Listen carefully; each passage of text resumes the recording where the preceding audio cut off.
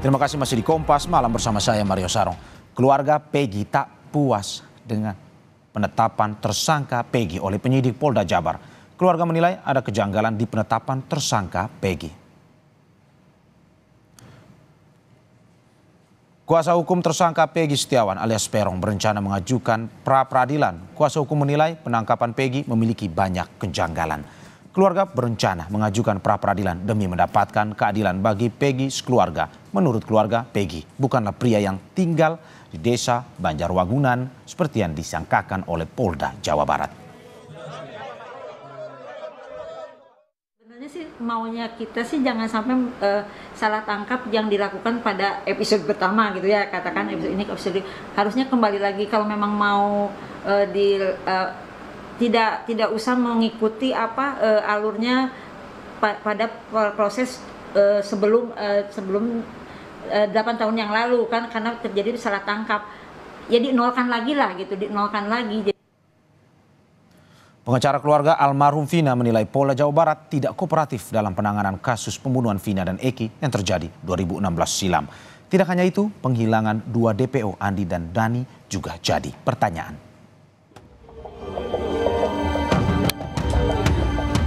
Usai rilis kasus pembunuhan Vina dan Eki, 2 orang tersangka yang sebelumnya masuk dalam daftar pencarian orang DPO, Dani dan Andi, statusnya digugurkan oleh pihak kepolisian. Polisi menyebut keterangan tersangka terkait 3 DPO kerap berubah-ubah. Dari hasil pendalaman kasus, polisi menyebut tersangka bernama Andi dan Dani hanyalah karangan dari tersangka yang telah ditangkap. Tersangka semua bukan 11 tapi 9. Sehingga DPO hanya 1. Untuk itulah kami selama ini meyakinkan bahwa 5 keterangan berbeda dari tersangka itu ada yang menerangkan 3. Ada lagi menerangkan 3 dengan nama berbeda. Ada yang menerangkan 5, ada yang menerangkan 1. Setelah kami melakukan penyidikan lebih mendalam, ternyata 2 nama yang disebutkan selama ini itu hanya asal sebut. Penghilangan 2 DPO ini kemudian dipertanyakan oleh kuasa hukum keluarga almarhum Vina. Tadi ada statement 2 DPO dihilangkan. Lalu siapa? Apakah ia di dalam BAP itu kan sudah jelas peranan masing-masing dari 2 orang itu juga. Kenapa harus dihilangkan? Begitu. Ini yang harus tanggung jawab siapa? Siapa yang harus bertanggung jawab? Berarti Pak Jokowi harus turun ini, Bapak Presiden harus turun ini. Nggak bisa ini perkara harus dihilangkan begitu aja. Kami nggak mau, karena kami tidak mendapatkan jawaban yang jelas dari Polda Jabar. Polda Jawa Barat merilis tersangka baru Peggy Setiawan alias Peron dalam kasus pembunuhan Vina dan Eki. Ia diduga sebagai otak pembunuhan Vina dan Eki di Cirebon pada 2016 silam. Tim Liputan Kompas TV.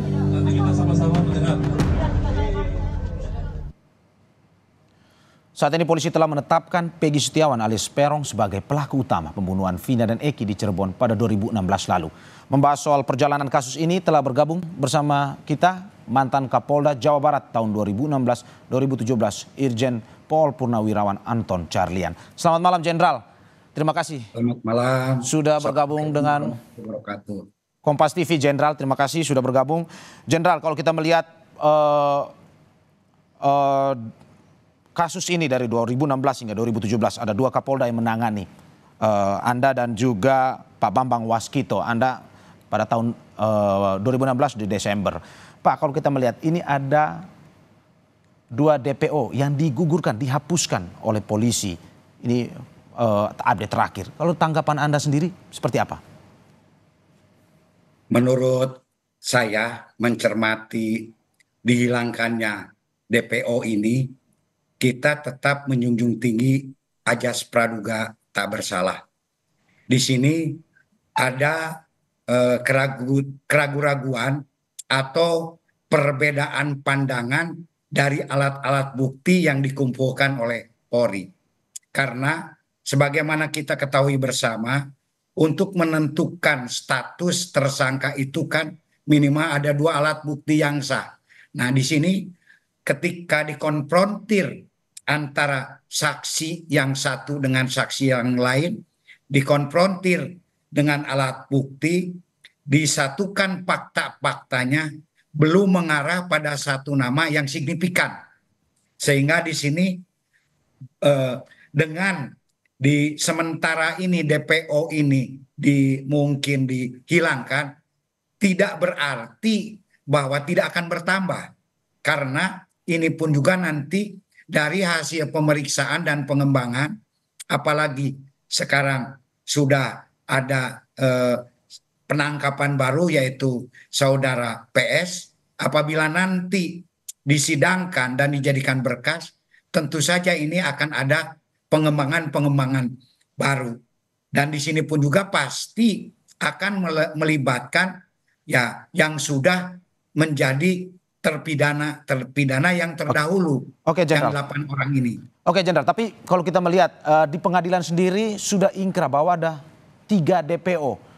Bagaimana ini melihat ada perbedaan ini saat ini digugurkan 2 DPO lain, tetapi sedangkan di pengadilan sendiri sudah ada putusan 3 DPO. Ini tanggapan Anda bagaimana, Jenderal? Apakah memang itu betul ada satu keputusan? Toh satu keputusan hukum pun juga apabila ditemukan novum baru, bukti-bukti yang baru, apalagi ini menyangkut hak seseorang, menyangkut status seseorang, ya kita harus berani mengatakan. Tapi dengan digugurkannya atau sementara ini tidak dimasukkannya, bukan berarti nama-nama tersebut tidak ada. Tetap akan diadakan penyelidikan lebih lanjut gitu kan. Karena DPO ini tidak harus ditetapkan oleh pengadilan gitu kan. Ini kan kewenangan daripada penyidik. Apakah DPO ini sudah diumumkan sebelumnya atau tidak? Justru ini merupakan satu rehabilitasi bagi orang tersebut apabila memang yang menjadi DPO itu bukan sebenarnya atau mengandung kebohongan, tidak sesuai dengan 2 alat bukti yang ditemukan terbaru oleh Polri dan pihak penyidik. Oke, Jenderal. Ini tahun 2016 Anda sempat memegang kasus ini dan pada akhirnya baru di tahun ini butuh waktu 8 tahun, Jenderal, untuk mengurus kasus ini. Ini Jenderal, saudara juga kita akan menghadirkan pernyataan dari Direktur Reserse Kriminal Umum Polda Jawa Barat, Kombes Pol Surawan. Kenapa kita sulit untuk menemukan ini? Bahwa tidak ada satupun pelaku lain yang berani menerangkan bahwa PS itu ini orangnya. Padahal mereka tinggal di satu lingkungan, bahkan ada teman sekolah ataupun teman bermain. Jadi kenapa kesulitan kita selama ini seperti itu? Karena memang saksi yang berani menerangkan itu belum ada. Jenderal, pada tahun 2016 Anda memegang kasus ini dan mungkin Anda bisa melihat di layar kaca ataupun di media foto Peggy yang tertangkap. Apakah betul, Jenderal, seingatan Anda bahwa ini adalah Peggy yang saat itu menjadi daftar pencarian orang? Kebetulan saat itu kan kasusnya itu ditangani oleh Polresta Cirebon, sehingga tidak dilaporkan atau belum dilaporkan kepada pihak Polda. Karena saat itu kita anggap belum ada kendala seperti sekarang ini. Nah justru LP laporan-laporan yang tidak menjadi atensi, tidak menjadi kendala memang tidak harus dilaporkan ke Polda. Kecuali memang adanya kesulitan-kesulitan atau kendala-kendala khusus. Dan apabila menyangkut DPO, sebetulnya itu merupakan PR bagi penyidik. Seperti ketika saya menjabat Kapolres, pertama kali yang saya tanyakan kepada Serse yaitu 1, tunggakan kasus, ada berapa tunggakan kasus daripada reskrim, dan kedua adalah DPO. Ada berapa DPO yang belum tertangkap. Nah kemudian kita jadikan sasaran seleksi prioritas. Mengenai masalah wajah dan lain-lain, mohon maaf, saat itu saya tidak meneliti lebih jauh. Apalagi wajah dari 8 tahun dengan yang lalu dengan hari ini bisa saja berbeda. Tetapi untuk menentukan apakah benar itu tersangka atau tidak, kita bisa satukan fakta-fakta yang saling berkaitan. Seperti tadi ada statement daripada di reskrim, Ya, Jenderal. belum ada satupun juga yang menyatakan pasti bahwa ada DPO lain. Ya, Jenderal, tapi apakah memang sebenarnya pencarian 3 DPO ini selama 8 tahun juga menjadi kesulitan sebenarnya, menjadi fokus sebenarnya? Apakah ini tidak mendapatkan atensi dari Polda atau bagaimana sebenarnya? Justru di sini karena para tersangka yang sekarang sudah menjadi terpidana itu sendiri, keterangan antara yang satu dengan yang lainnya itu seperti tadi tidak sama.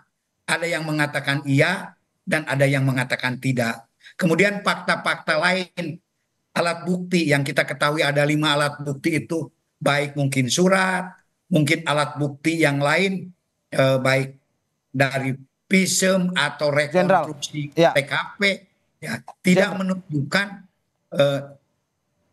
orang-orang tersebut. Karena biasanya para tersangka itu kalau ditanya ini kurang kenal atau Jenderal, kadang-kadang juga namanya juga nama samaran begitu. Jenderal, tetapi ketika diminta keterangan dari tersangka lainnya, ini sudah ada ciri-ciri yang digambarkan. Ini bagaimana bisa berbeda antara pada akhirnya sesuatu yang dibilang ini mengada-ngada, tetapi sebenarnya sudah ada ciri-ciri yang digambarkan. Ini tanggapannya bagaimana, Jenderal? Pada akhirnya bisa mengatakan bahwa ini mengada-ngada, pada sebelumnya sudah ada daftar, ada gambar DPO dari 2 yang lainnya itu. Sesuai dengan berjalannya waktu, biasanya ya maaf, saya pernah mengalami masalah Marsina. Saya membuka kasus Marsina ini 15 tahun setelah dari awal. Dan apa yang saya periksa, setelah diadakan pemeriksaan ulang, semua tersangka mengatakan tidak. Nah, ini pun juga ya sebuah kelalaian Polri dan juga DPO ini kurang jelas, sehingga dengan demikian ini tidak menjadi satu atensi khusus. Nah, justru disinilah Polri sendiri ada keraguan-raguan di dalam menetapkan DPO ini, sehingga belum jelas betul. Mungkin saja seperti kami DPO ini kadang-kadang belum ada fotonya. Ini sering sekali terjadi.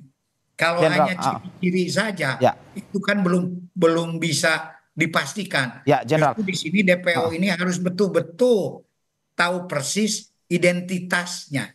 Jenderal, terakhir dan singkat saja, saya tegaskan dari pernyataan Anda bahwa apakah memang betul ada dugaan kelalaian dari pihak Polri sendiri dalam menangani kasus ini? Untuk masalah kelalaian ini sendiri, kita harus adakan gelar perkara khusus. Nah, juga kita harus libatkan Biro Wasidik dari Mabes Polri, termasuk nanti dari Propam itu sendiri. Karena kita pun juga jangan sampai mengadjustment. Dan apabila betul-betul ada kelalaian, ya berhak untuk ditindak. Karena kelalaian sekecil apapun juga akan menjadikan ya nama baik citra Polri akan jatuh.